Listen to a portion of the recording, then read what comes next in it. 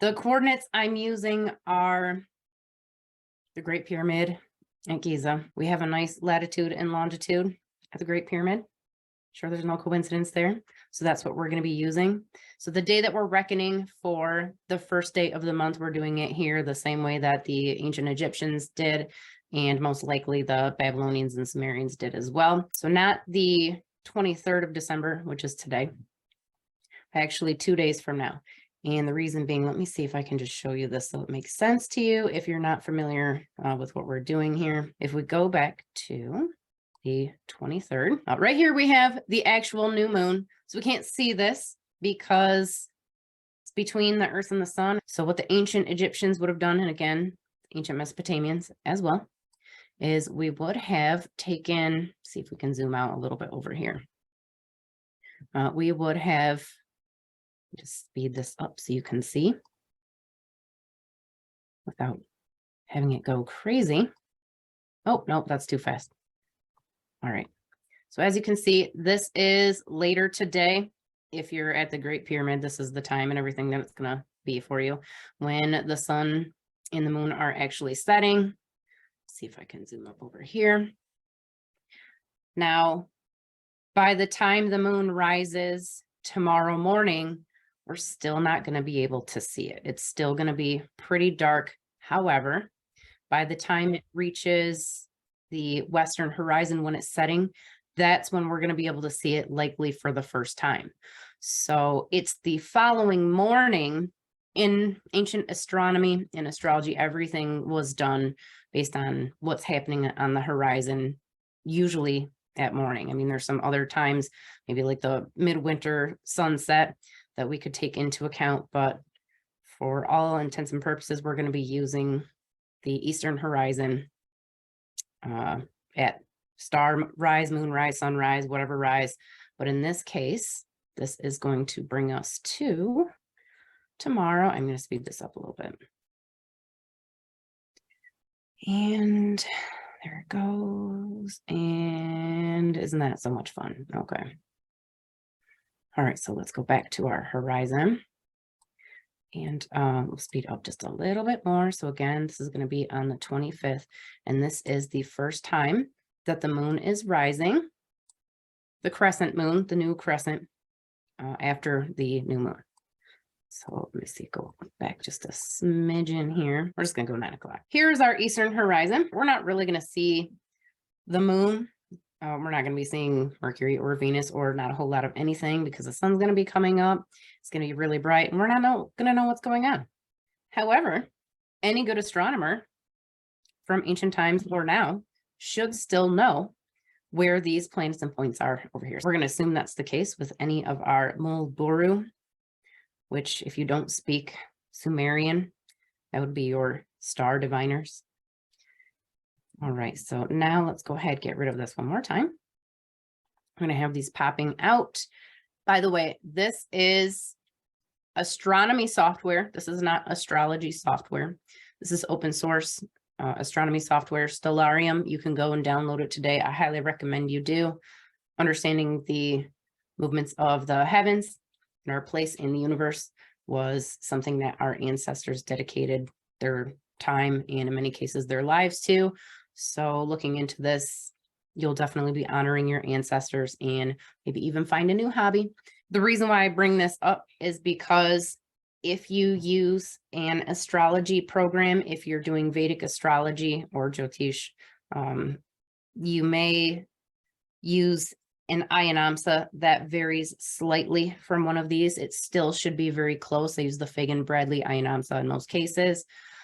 If you use tropical astrology, what you see in the sky is going to be completely different. It's going to be off by 23 degrees from what's literally going on in the sky. I don't know why anyone would want to do that. I'm doing this the same way that our ancestors would have done by going out and actually looking up at the sky at whatever time it was on the eastern horizon and gleaning the meanings based on where the planets are at in the fixed stars and constellations. It has nothing to do with, well, not tropical astrology. I don't know. If you do tropical astrology, I don't know what to do for you. I suggest getting this program, taking your charts and running them through here and seeing what the difference is. That's all I'm going to say about that right now. This constellation right here, originally in the most distant literature that we have, was the constellation of Pablo-Sag. Pablo-Sag was the chief ancestor. I don't know if you can see this up here. This is the center of the galaxy right over here. One of the things he did as the chief ancestor was he protected the souls of the deceased on their journey through the other world. He was very much both a bridge and a barrier between all the spiritual entities that may have been popping in and out from this galactic center, or even during this dark time of the year. Now it's only the dark time of the year in the Northern Hemisphere. But regardless, Pablo-Sag was a very paternal figure. In some depictions, he had a serpent phallus, so definitely a male. He was not a centaur. That came later in Greek mythology, as the Greeks kind of took over everything. They applied their own mythology to these various constellations. Some of the original Babylonian knowledge was kept, but a lot of it was not. Regardless, he was not a centaur.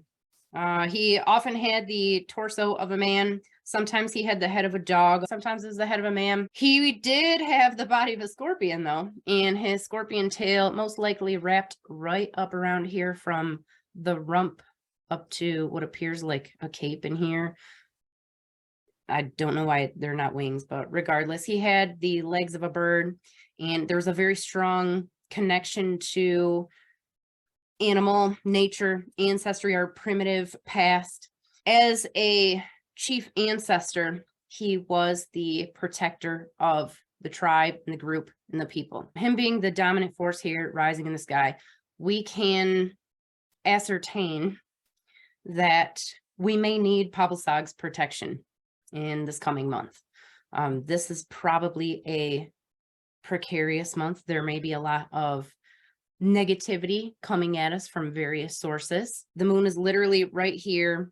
You can imagine the moon following Pablo-Sag as he goes forward with his bow. This bow would have been used for protection, hunting, offensive uses, obviously. And because we also have Mercury, Venus, and the sun in the same constellation, we can be very sure that this energy of the need for protection, the need from our ancestors, our spirit guides, our deities, we're probably going to need their assistance. Good news is we should get it. The center of the galaxy, many ancient cultures knew, we don't know exactly how they knew, that this was a very important place spiritually.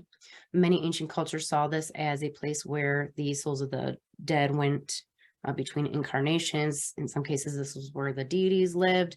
This was the home, the place of the afterlife. Regardless, this portion of the sky acts as a sort of macrocosmic version of our crown chakra. So many planets in here at this time, and with it rising on this horizon, our intuition should naturally be heightened this month.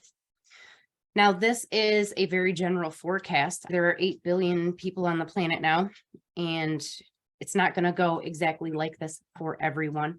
You can think of this as sort of like a cosmic weather forecast. And just like a weather forecast, your cosmic forecast gives you a good idea of the conditions that are surrounding you, what you're actually going to do with those, or how you are going to experience those personally, subjectively, whether these things are good or bad.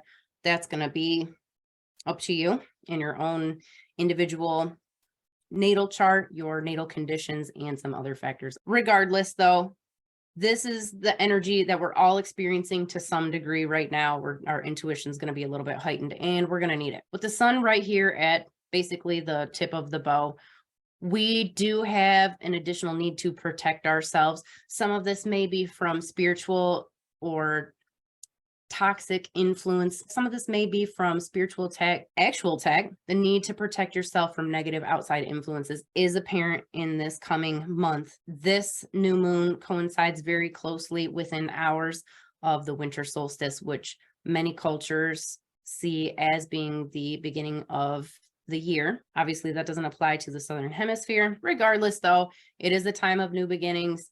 and a time to take advantage of the newness of everything coming around. If you celebrate the upcoming new year, this is a much better time to put those New Year's resolutions into action. We also have Mercury. Now, this again would have likely occupied the tail of Pavlsag's scorpion tail. The scorpion can, yes, be seen as an element of war and aggression and battle. Being the chief ancestor, he's taking care of people. This is more protection than anything.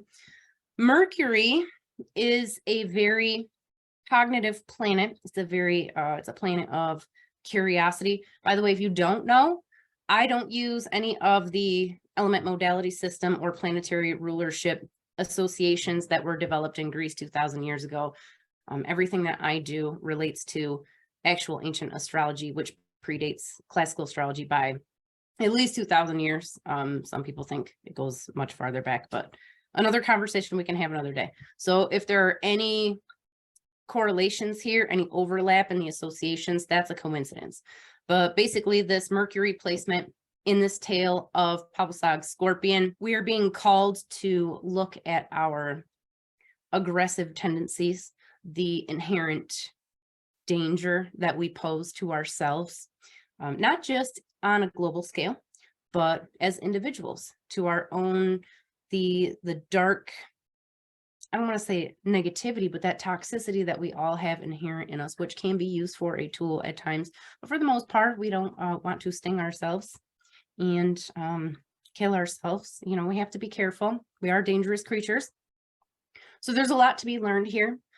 This should be a learning month. Anything in the constellation of Pavlsag will yield a lot of success in any of your endeavors. So putting work towards your physical body, your finances, your relationships, or even just trying to learn, do some introspection is going to be successful. With Venus here, we have the opportunity to do a lot of self-love, nurturing, physical healing. I don't know what it's like where you live right now. A lot of people are sick, both here and a lot of my clients around the world are saying the same thing. A lot of people are like physically ill from various natural and unnatural illnesses. And Venus in Pavlsag is going to allow us all the extra ability to heal ourselves physically and on a much deeper level emotionally. But we have to put the work in. So you have to be, you know, taking your vitamins, or you have to be doing your self-care. You can't just sit back and let it all happen for you. So this is a God helps those who help themselves type of situation. Put the work in and it will be done for you. Now, there is something to be said for Venus's association with Inanna and Ishtar, but their earliest depictions, they were much more Earth Mother deities. When I look at Venus or I look at Inanna and Ishtar, it's very clear to me that we are looking at Ma Parvati, Ma Kali. Yes, we have the beautiful Gauri version of the divine feminine, but when pushed or when forced to be in a protective situation, when these negativities are coming at us, she becomes the terrifying Kali. The same force we see in many other mother deities. Many of them do have that connection or resonance with the earth and nurturing their children. They also have their ferocious forms, and that's what we have with Venus. Now, in the sign of Sagittarius, most likely wrapped up here between this scorpion's body, again, we see the need to protect ourselves. We see the need to protect our children, to summon some of that dark divine feminine, to clear out obstacles, to remove people, situations, in some cases debt, and get rid of all of that negativity so we can start fresh and we can move forward into this other time. All right, so let's go on an adventure through the ecliptic and the recognizable signs until we get to Mars in Taurus. This is potentially not a great placement, depending on how you want to look at it. Taurus is possibly the oldest recognizable constellation, dating back, some people say, between 40 to 50,000 years. In recorded history in ancient Sumer and Babylon, this would have been the heavenly bull or the deity Gugulana. In some myths, he was the husband of the goddess of the underworld, Arish Kigal. In some cases, that honor belonged to Nergal, who is represented in the planet Mars. Now, what's interesting about the planets, they don't have, and the constellations, they have multiple meanings. We have to kind of glean some of these as we go.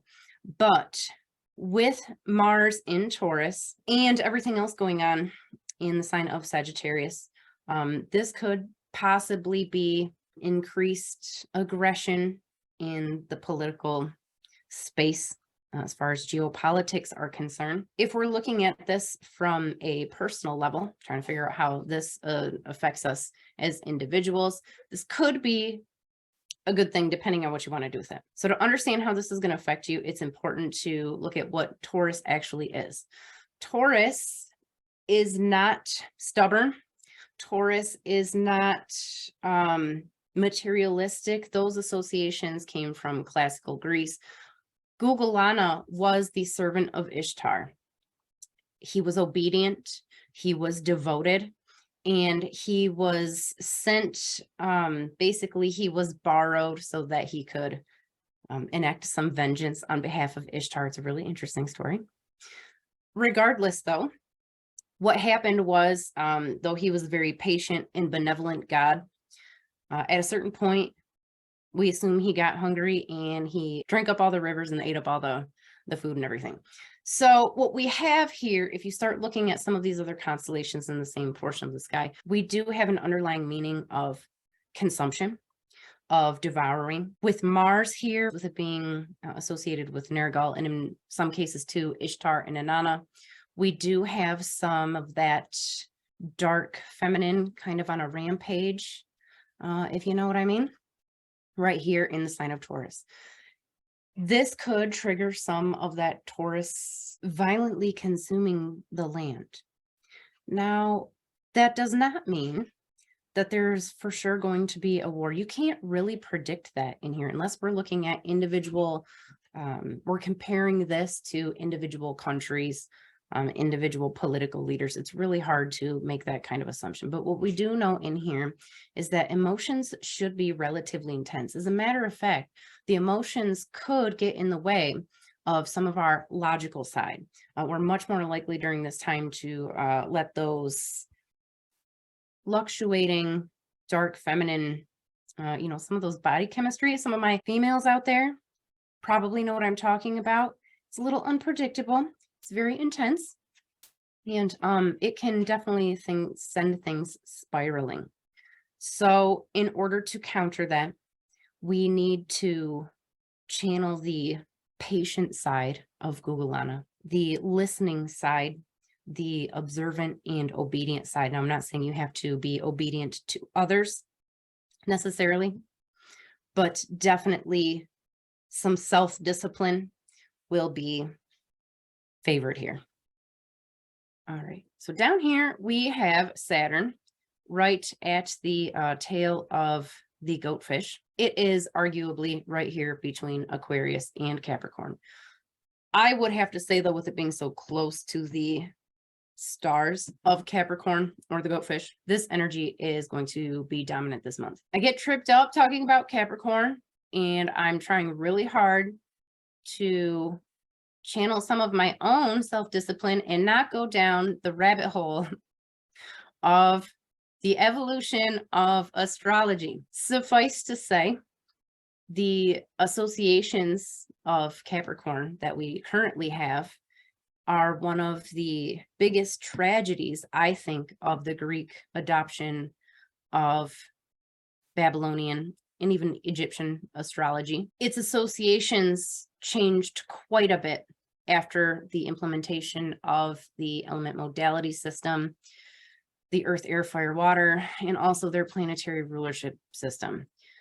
The goatfish was a nurturer. Even in Greek mythology, the goatfish nursed Zeus when he was hiding from his father. So anything outside of that, of these strong fish connotations, which in Mesopotamian myths, the fish oftentimes were, they rescued infants and fetuses, and the goat was also a source of milk and nutrients and, feeding the kids and fertility. And it was all good stuff. So none of this negative anything that we associate with regular Capricorn.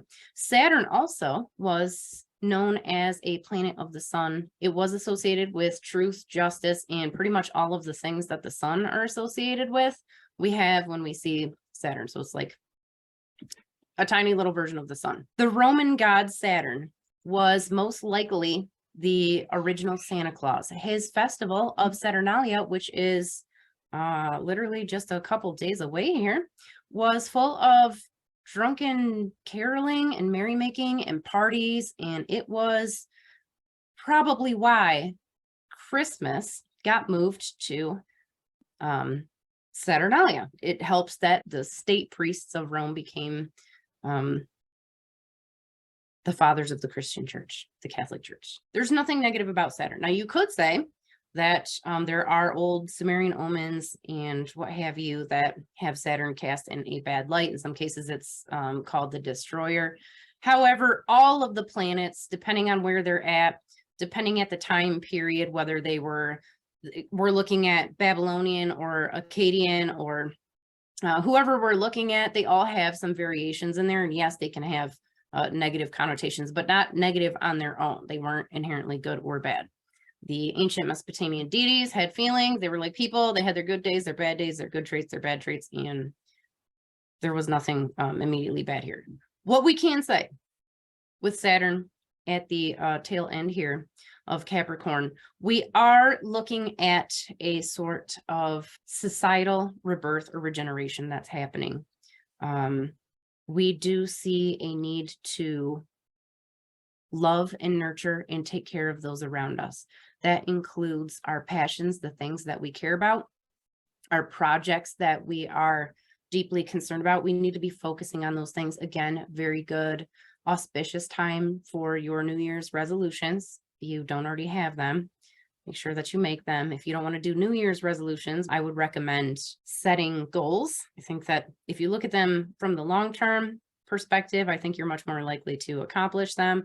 Whatever you want to call them, it's a good time to make it all happen. There's also some really good indicators in here that if we do start loving and nurturing those around us, including on social media, but if we start doing that, we can definitely negate a lot of this negativity that's probably coming at us this month. There are some important dates over here that I want to jump to. Right around the 28th or 29th, we have this very close conjunction between Venus and Mercury. And what this will do, at the same time that Jupiter's going to be not quite in the halo of the moon, but very close to the moon. So that's going to intensify the resonant energies of these planets. This conjunction can do a number of different things here in the constellation of Sagittarius, right near what would be the tail of Pavlosag scorpion tail. And this can go a number of different ways, but it should heighten your empathic ability. It should improve the immune system. If you were thinking about doing some sort of healing during this time, it's definitely the time to do it. We did not talk about Jupiter. All right, we'll have to come back to it. With the moon being so close to Jupiter, this is going to increase creative drive, romantic drive. Relationships can be, especially romantic relationships, can be intensified during this time.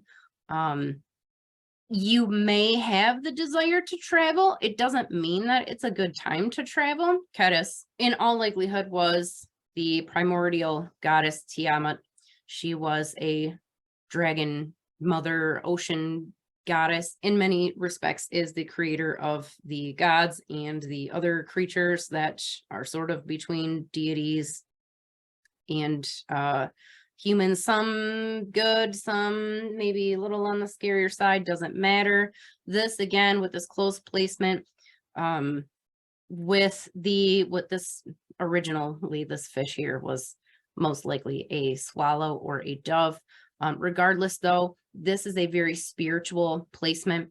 This is a cosmic rebirth placement, and it could be a spooky time.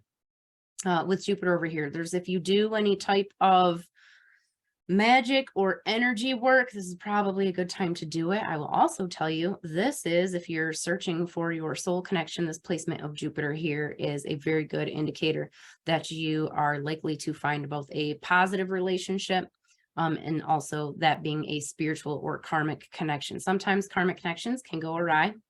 So it doesn't mean like this is your one and only person, but there should be some opportunity for very intense romantic energy, a lot of creative energy. Now, sometimes if that creative energy is not channeled properly, it can become aggression and become a lot of negativity. So you just want to make sure that you're channeling that appropriately. But obviously here on the 29th, just a lot of intensity overall. All right, let's keep going. All right, so as you can see again, we now have a very close conjunction between Saturn and Venus.